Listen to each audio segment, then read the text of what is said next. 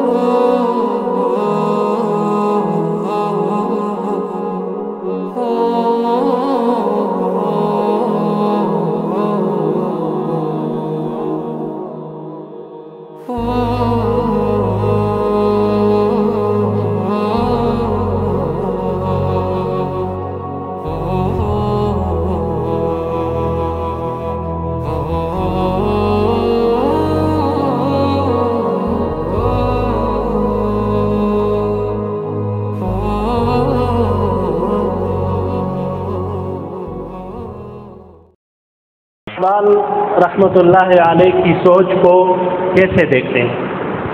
ایسی پس منظر کو سامنے رکھیے کہ غلبہ کس کا ہے، مغلوب کون ہے. تو ایسے میں آپ علامہ اقبال مرحوم کی سوچ کو کیسے دیکھتے ہیں؟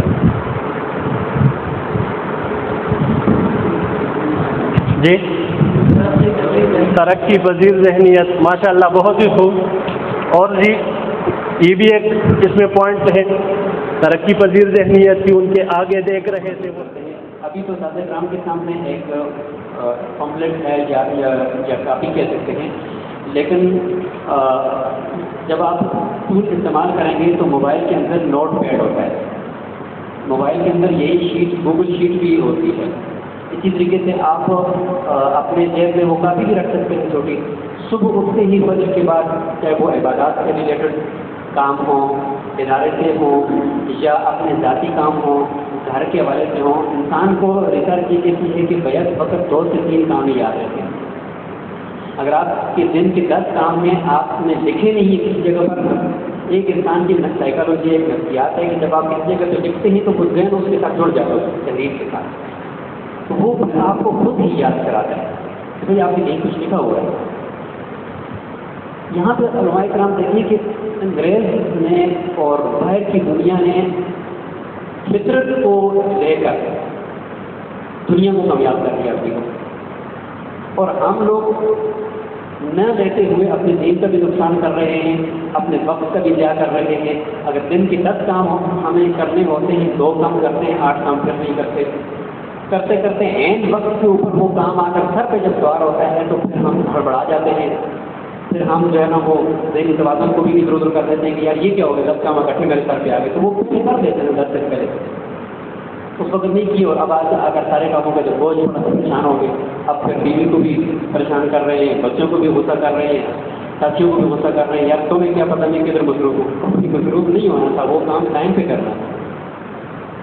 جی ایک سوال کہ آپ اپنے اوقات اور امور کی تنظیم کیسے کرتے ہیں؟ ظاہر طور پر الحمدللہ اسکالر ہیں، علماء کرام ہیں، تو امور کی تنظیم تو کرتے ہی ہوں گے نا. تو 1-2 طریقے تو یہاں پر دکھائے گئے. اس کے علاوہ کوئی جی ہاتھ کھڑا کر کے خود ہی بتا دیں گے کہ میں کس طریقے سے اپنے امور کو اپنے پاس لکھتا ہوں یا کوئی اپنا ٹائم ٹیبل وقت کرنا